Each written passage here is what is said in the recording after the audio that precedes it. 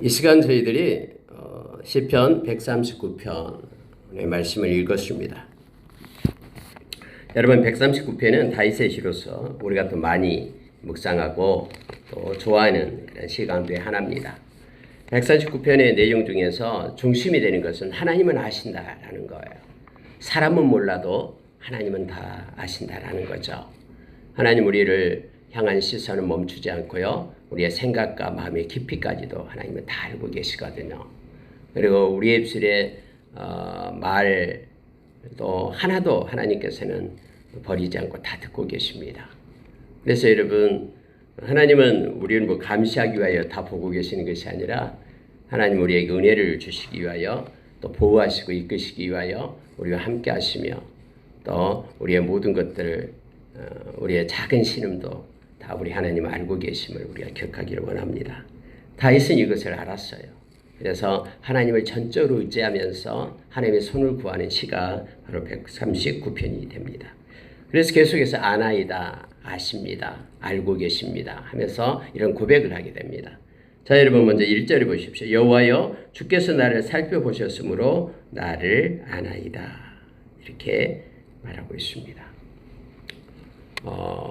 하나님께서 나를 살펴보시기 때문에 나의 모든 것들을 다 알고 계십니다. 라고 하나님 앞에 고백하면서 또 마지막에 고백이 23절이에요. 하나님이 나를 살피사 내 마음을 아시며 나를 시험하사 내 뜻을 아옵소서. 내게 무슨 악한 행위가 있나 보시고 나를 영원한 길로 인도하소서. 이렇게 또 끝나는 거예요. 그러니까 처음의 시작도 하나님이 나를 살펴보시므로 나를 다 아나이다. 마지막 끝나면서도 하나님 나를 더 계속 나를 살펴보십시오. 또 나를 하나님은 다 아십시오. 내 마음 다 하나님 아십시오. 지금 내 마음이 어쩐지 하나님은 다 아십시오. 하나님 나를 시험해보사 내 뜻도 한번 알아보십시오. 내가 하나님을 향한 나의 열정과 나의 마음의 깊이를 하나님 기억하시고 보시옵소서 하면서 이처럼 다윗은 그렇게 하나님이 알고 계심에 대해서 기뻐하며 또 자기의 모든 내면적인 깊이를 다 알아달라고 그렇게 요청하고 있음을 보게 됩니다. 2절에도 마찬가지예요. 주께서 내가 앉고 일어섬을 아시고 멀리서도 나의 생각을 밝게 하시오며 나의 모든 길과 내가 눕는 것을 살펴보셨으므로 나의 모든 행위를 익히 하시오니 여호와여 내 혀의 말을 알지 못하는 것이 하나도 없으십니다. 주께서 나의 앞뒤를 둘러싸시고 내게 안수하셨나이다. 이 지식이 내게 너무 기이하니 높아서 내가 능히 미치지 못하나이다. 여러분 다윗은요 하나님이 다 알고 계신다라고 그렇게 하나님 앞에 고백을 합니다. 나의 생각, 내가 앉고 일어섬 작은 동작까지도 하나님은 다 알고 계시고 생각을 밝히 아신다라고 말합니다. 모든 길을 다 알고 계시고 내가 잠자는 것까지 눕는 것까지 다 알고 계시고 그리고 모든 행위 다 알고 계십니다. 나의 혀의 말 알지 못하는 것이 하나도 없습니다. 그리고 하나님은 특히 여러분 5절을 묵상하면 너무나 큰 은혜가 있죠. 하나님은 나와 함께 하시고 영이시기 때문에 나와 함께 하시면서 나의 앞뒤를 둘러싸시고 계신다라는 거예요. 보호하시며 둘러싸고 계시고 내게 안수하고 계시는 하나님 이렇게 말하죠. 하나님은 여전히 저와 여러분을 둘러싸시고 장막을 치시고 이렇게 보호하시면서 하나님의 손을 우리에게 올려주십니다. 거룩한 손, 생명의 손, 능력의 손을 하나님 우리 위에 올려주고 계셔요. 그래서 성경에 여러분 에베소서 1장 우리가 17절에서 19절 말씀 가운데 있잖아요. 눈을 떠서 보라라는 거예요. 하나님의 그 강한 손, 우리에게 안수하고 계시는 하나님의 그 보호의 손, 강한 손을 보라라고 우리에게 말씀하고 있는 것이죠. 그래서 여러분 이 다윗처럼 우리의 모든 것을 다 알고 계시는 그 하나님. 여러분 이것을 인정하게 된다면 우리 가운데 위선이 없어집니다. 겉과 속이 다르게 하는 것들 하나님이 그토록 싫어하기 때문에 그게 없어지는 거예요. 그래서 내면적인 진실함을 가지고 우리가 살아갈 수가 있죠. 왜요? 하나님이 살아계셔서 알고 있기 때문에. 이게 코람데오 신앙이죠. 우리가 하나님 앞에 서 있다라는 거예요. 혼자 있을 때도 여러 명이 함께 있을 때도 우리가 하나님 앞에 서 있다라는 것을 기억할 수가 있습니다. 하나님의 아심.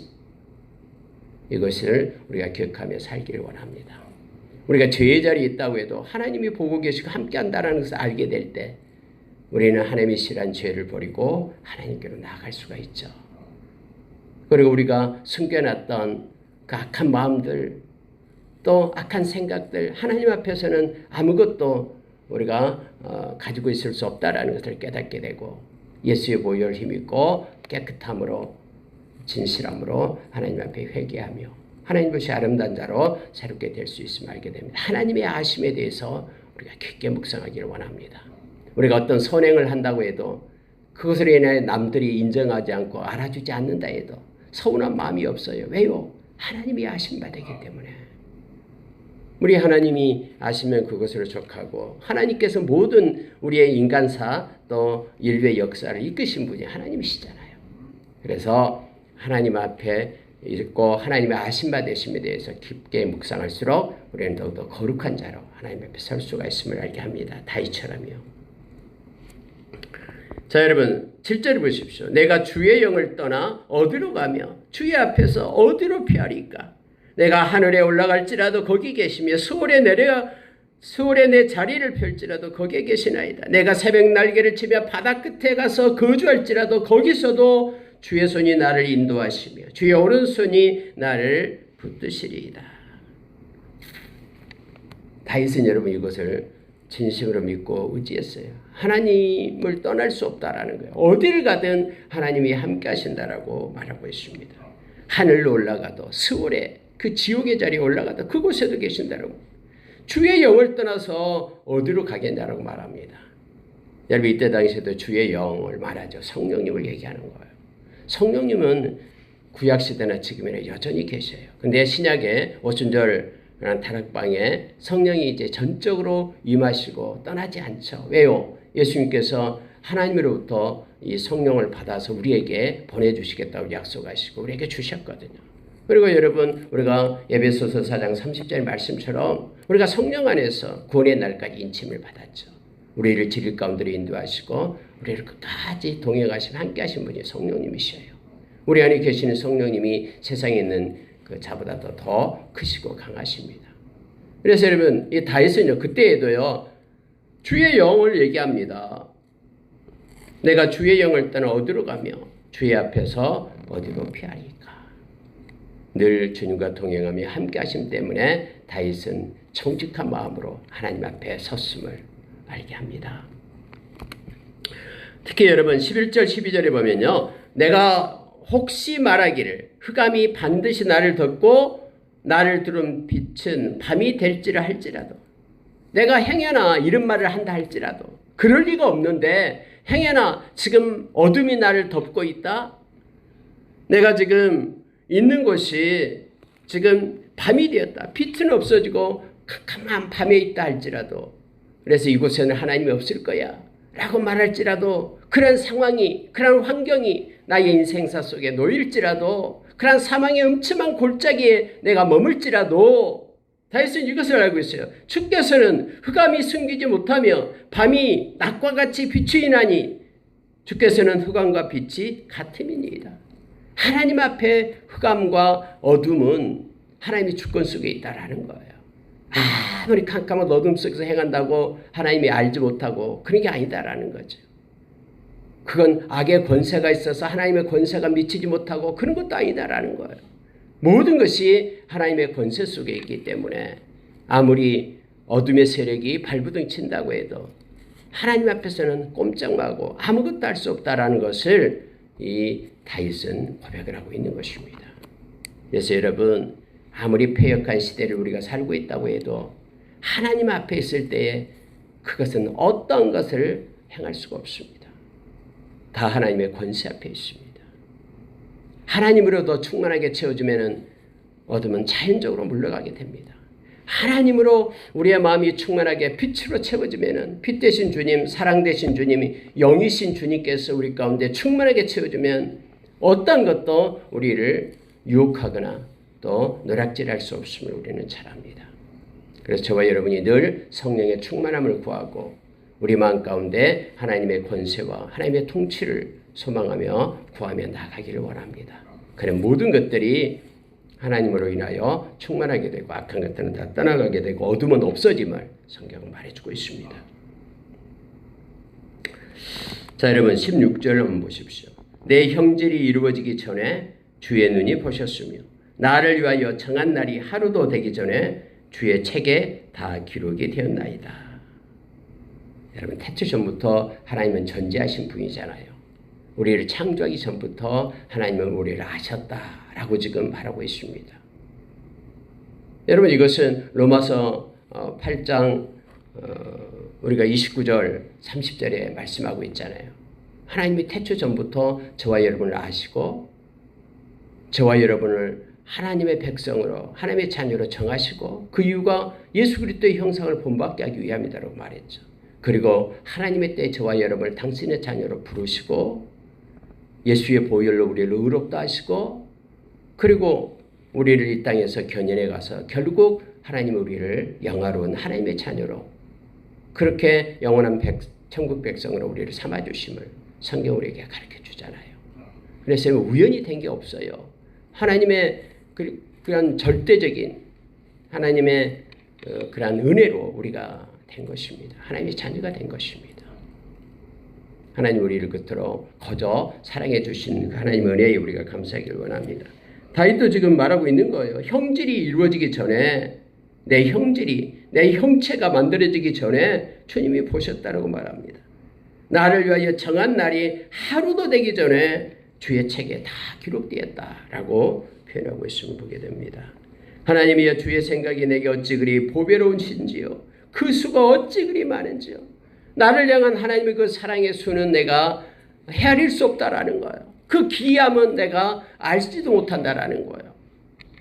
저와 여러분을 향한 하나님의 계획과 하나님의 사랑은 그렇습니다.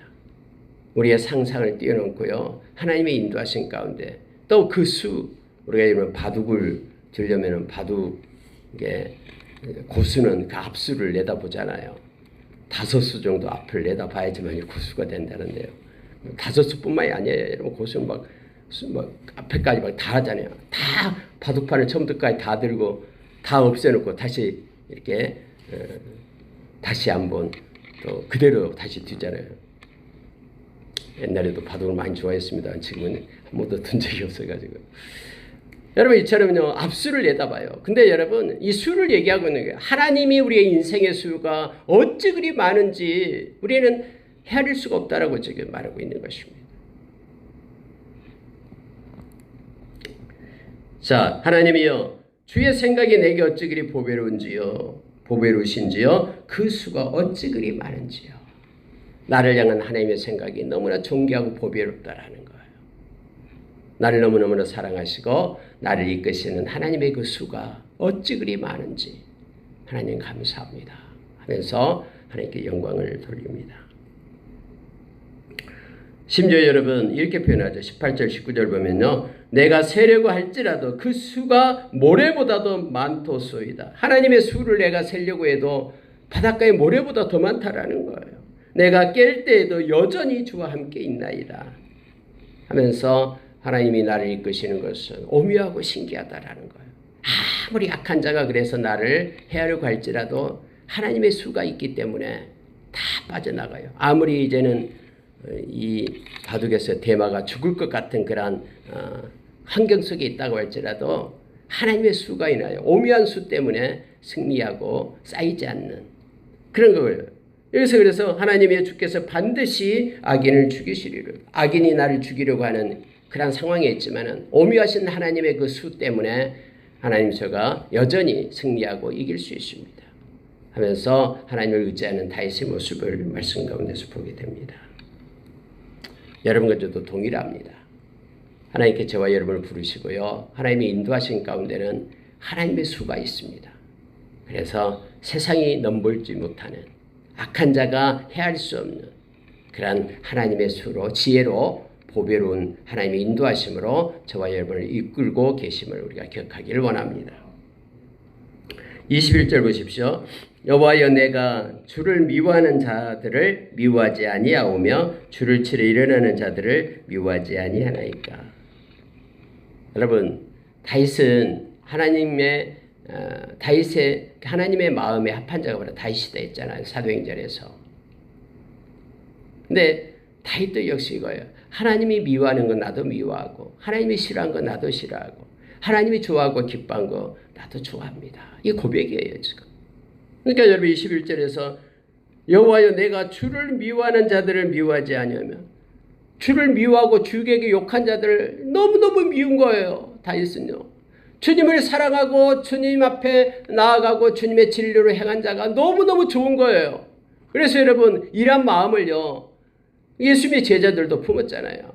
우리가 요한 2서도 그렇고 요한 3서도 그렇고 요한사도 그렇게 말하잖아요. 내 형제들이 진리 가운데 행한다라는 말을 듣고 내가 너무너무 기뻐서 어쩔 줄 몰랐다라고 얘기하잖아요. 그러니까 하나님을 사랑하고 하나님의 말씀을 붙잡고 순종하며 살아가는 것을 내가 듣게 될 때에 너무 마음이 감동이 되고 기쁜 거예요. 이게 여러분 하나님과 함께하는 마음을 가진 이들의 모습이죠. 지금 여러분 다윗이 하나님을 미워하는 자를 내가 너무 싫고 하나님이 좋아하는 자를 너무 기뻐합니다라고 지금 고백하고 있는 것입니다. 주를 치러 일어나는 자들을 미워하지 아니하나이까. 내가 너무너무 밉습니다. 주님을 치려고 주님을 대적해서 일어나는 그들이 너무너무 미워요. 그러나 하나님을 사랑하고 하나님께 예배하고 하나님께 영광 돌리는 그들이 너무 기쁘다라고 지금 역설적으로 다윗은 말하고 있는 것입니다. 저와 여러분도 역시 주님의 마음과 뜻을 가지고 주님이 기뻐하는 것을 기뻐하고 그리고 주님이 싫어하는 것을 버리는 또 주님을 찬양하고 경배하고 예배하는 것을 기뻐하는 저와 여러분이 되기를 원합니다. 내가 그들을 심히 미워하니 그들은 나의 원수들이니이다. 하나님의 원수가 나의 원수가 된다라고 말합니다. 하나님이 나를 살펴보십시오. 그리고 내 마음을 아십시오. 나를 시험해 보십시오. 그리고 내 뜻을 아십시오. 내 마음과 뜻을 주님 아시고 하나님께서 은혜를 베풀어 주십시오. 라고 다윗은 하나님 앞에 기도하고 있습니다. 내게 무슨 악한 행위가 있나 보시고 그리고 있다면 하나님이 고쳐주십시오. 그리고 나를 영원한 길로 하나님이 인도해 주십시오. 주님과 영원히 함께 동행하는 삶을 살겠습니다. 라고 다윗은 고백하면서 24절을 마무리합니다. 말씀 마치겠습니다. 여러분 하나님은 정말로 다 알고 계십니다. 동기와 의도와 목적 다 알고 계십니다. 행여나 우리가 때로는 어떤 의도를 가지고 뭔가를 했는데 악한 의도를 했는데 그 결과적으로 좋은 것이 돼버렸어요. 그래가지고 내가 이렇게 해서 좋은 결과를 냈다라고 그렇게 외식하는 자로 우리는 서기도 합니다. 가끔. 그런데 하나님은 다 알고 계셔요. 예수 그리스도를 십자가에 못 박기 위하여 대제사장들, 서기관들, 장로들, 악한 자들이 머리를 싸매고 그렇게 해서 악한 그런 가룟 유다에 의해서 십자가에 못 박았잖아요. 어떤 사람은 말합니다. 그럼 그들에 의해서 십자가에 못 박혔기 때문에 예수님 못 박힌 예수님 때문에 저와 여러분이 구원 얻은 거 아닙니까? 그럼 그들도 어쨌든 좋은 일 했네요. 아니요. 목적과 의도와 그 모든 행위에 대해서 하나님은 반드시 심판하십니다. 악한 것들도 하나님은 변화시켜서 발람의 입술을 저주하려는 그 입술을 변화시켜서 하나님의 백성에게 축복을 하게끔 하시는 분은 하나님이시오. 그러나 그 앞에 악한 의도 가지고 마음을 가졌던 것들은 하나님이 심판을 하십니다. 하나님은 다 알고 계시기 때문에 저와 여러분의 모든 것 가운데 하나님께서 함께 하시며 그래서 철저히 하나님께서 책망하신 것에 대해서는 예수의 보혈을 믿고 회개하고 새롭게 하나님을 더 깊이 사랑하고 하나님께 동행하는 우리의 삶이 있기를 예수의 이름으로 축원합니다. 함께 기도하겠습니다.